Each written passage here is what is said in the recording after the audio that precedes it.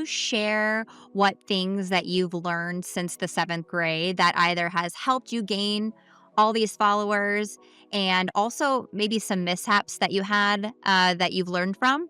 Yeah. So something I learned is that being unique is the best strength you could possibly bring to the table, especially in social media and an oversaturated market like sports and a place like New York. You have to be unique. You have to stand out. So I think I had a few different things going for me between my age, living across the country, and of course the content and the different type of voice I was bringing to the table. And I wasn't really afraid of anything in terms of the content. I thought it was all on the table, whether it was holding a struggling player accountable, of course, promoting the team, promoting the players, which was like my meat and potatoes. I love the Mets. I didn't want to get negative if I could avoid it, and I'm not a negative person. But in a place like New York, when the team is struggling and they're underperforming, you tend to get a lot of negativity from the crowd, from the fan base, and people need someone to hold accountable, especially when the team is struggling and they're paying so much money to watch games, to go to games.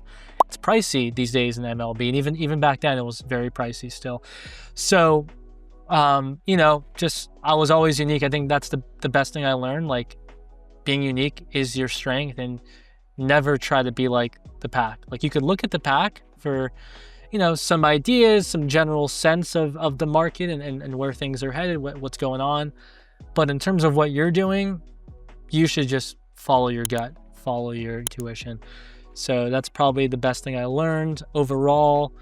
And then on top of that, like, if I could go back, I don't think I would, like, I think when I was younger, I would take a lot of things personally, particularly like when someone like would come after me, or someone would like disagree with something I said, or just someone who didn't like what I was doing. I took it all very personally.